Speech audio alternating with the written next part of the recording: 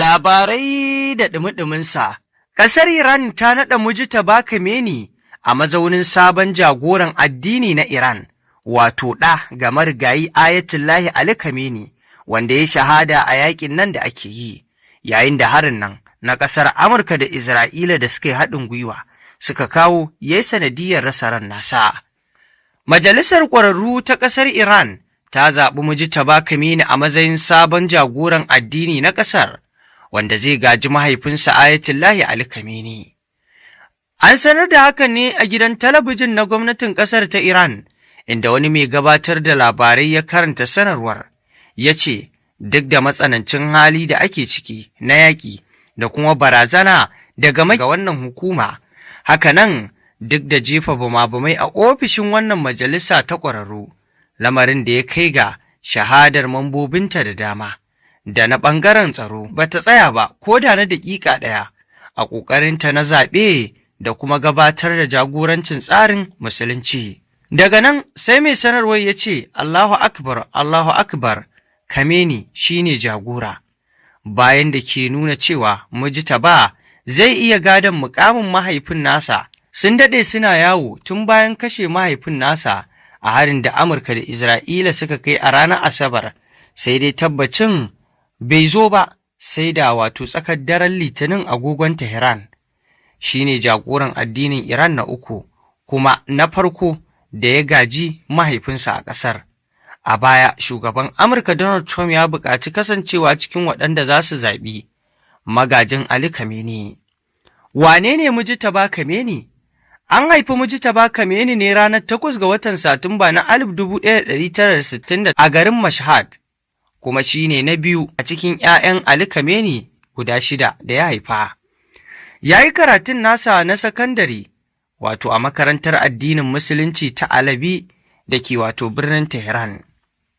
Lokacin da ya kai shekara 17, Mujtaba ya shiga aikin soja na wani ɗan lokaci, sa'ilin yaƙin Iran da Iraki, kamar yadda kafafen yaɗa labaran Iran suka rawaito. Ba kamar mahaifinsa ba, Mujtaba mutum ne da ba a cika jin ɗuriyarsa ba, bai taɓa riƙe wani babban muƙamin gwamnati ba, kuma bai taɓa yin jawabi ga al'umma ba ko kuma yin wata babbar tattaunawa da kafafen yaɗa labarai. Sai dai an daɗe ana yaɗa labaran cewa shi ne ke lura da lamuran dukkan abin da yake tafiya a mahaifinsa. Sai dai za a iya cewa zaɓen shi a matsayin Ayatollah na cike da kace na ce. An kafa jamhuriyar Musulunci ta Iran ne a shekara ta 1979 bayan wato tuntsirar da masarautar ƙasar, kuma bisa tsari ana zaɓen jagoran addini ne ta hanyar la'akari da ilimi na addini da gogewa wajen jagoranci, ba ta hanyar gado ba.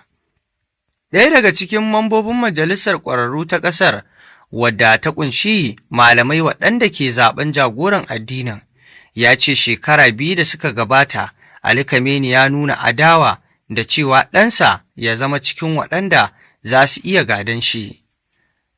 Zargin shiga siyasa. An fi sunan Mujtaba ne a zaben shekara ta 2005 na shugaban ƙasar Iran, wanda Mahmud Ahmadinejad mai ra'ayin mazan jiya ya lashe zaben. Bayan nasarar ne, Mehdi Karoubi ya rubuta wasiƙar zuwa ga Khamenei inda ya zargi Mujtaba da wato katsalandan a zaben da wato ya gabatan ta hanyar amfani da dakarun juyin juya hali da kuma dakarun Basiji, waɗanda suka rika raba kuɗi ga masu zaɓe domin taimakon Ahmadinejad. Bayan shekara 4, Mujtaba ya sake fuskantar wani zargin, inda sake lashe zaben Ahmadinejad ya haifar da zanga-zanga a ƙasar da ake kira da wato gwagwarmayar Green Movement. Mustapha, wanda mataimakin ministan harkokin cikin gida ne a lokacin, ya bayyana sakamakon zaben a matsayin juyin mulkin zaɓe. An ɗaure shi shekara 7 saboda wannan, wanda kuma ya alaƙanta da umarnin Mujtaba Khamenei. Haka kuma an yi wa wasu wato masu sauƙin ra'ayi guda biyu, Mir Hussain da kuma Musabi da kuma Mehdi Karoubi, ɗaurin talala bayan zaben. A watan Fabrairu na shekara ta 2012, Mujtaba ya gana da Musabi inda ya buƙace shi da ya haƙura kamar yadda wasu majiyoyi suka bayyana. Masana suna tunanin Mujtaba zai ɗaura daga inda mahaifinsa ya tsaya na ɗaukar matakai tsaurara. Wasu ma suna ganin mutumin da ya rasa mahaifinsa da mahaifiyarsa da matarsa a hare-haren Amurka da Isra'ila zai fi zafin rai da ƙin amincewa da ƙasashen yamma, amma zai fuskanci ƙalubalen tabbatar da wanzuwar jamhuriyar musuluncin ta Iran da kuma bayyana wa mutane cewa zai iya aikin, musamman fitar da ƙasar daga matsalolin taɓarɓarewar tattalin arziki da siyasa. A yanzu dai zaɓar tasa abu ne wanda wasu ke kallon cewar dama an daɗe ana magana a kansa tun bayan mahaifin nasa da ya shahada da kuma kafin ma shahadar mahaifin nasa.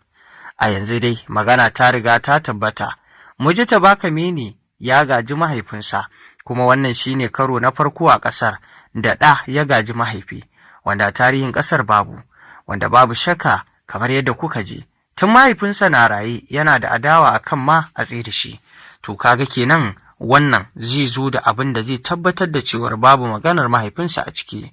Wanda suka yi zaɓe, majalisar da take ta ƙwararru mutum 88 su suka aminta kuma suka ga hakan shi ya dace, domin Mujtaba shi ne yake tafi da al'amuran ofishin mahaifinsa tun yana raye. Duk wasu al'amura ya sani, kuma mahaifinsa ya kai ƙasar zuwa ga tudun mun tsira, ya kai ƙasar zuwa ga inda ake so ta je.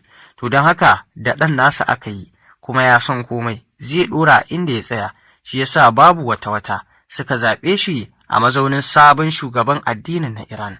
Duk da cewa ƙasar Isra'ila tun kafin a zaɓi sabon shugaban ta ce duk wanda aka zaɓa to fa za ta zuba ido a kansa, kuma zai kasance za su farmake shi. To dai abin jira a gani, yaya Mujtaba zai tafi da wannan ƙasa? Shin zai gaji mahaifin nasa ne wajen aiwatar da dukkan abin da tsarurruka irin wanda mahaifinsa ya yi, ko ma zai fi Duka waɗannan abubuwa ne da ake jira a gani, sai dai babban fatan da ake yi ma Mujtaba ya fi mahaifinsa, domin idan ya fi mahaifinsa zafi, abubuwa za su tafi wa ƙasar Iran kamar yadda ake so. A yanzu wasu na kallon yakin nan da ke faruwa tamkar ƙwatar 'yanci ne da Iran za ta yi idan har ba ta risina ba, ta yi nasara akan ƙasar Amurka da kuma Isra'ila a wannan taƙi, to shi kenan ba za su ƙare masu karan tsaye ba. Amma idan har wannan ƙasa ta Amurka da Isra'ila suka ƙara danna suka yi nasara kansu, to za a samu gagarumar matsala, kuma Mujtaba a mazauninsa na sabon shugaban addini zai fuskanci ƙalubale, bari ma ba fatan haka ake ba. Allah ya taimaki Iran ya bata ci gaba, wannan kuma matsayi da aka ba Mujtaba ya sa ya yi abin da ya fi ma na mahaifinsa. Allah Ubangiji ya taya shi riƙo, amin.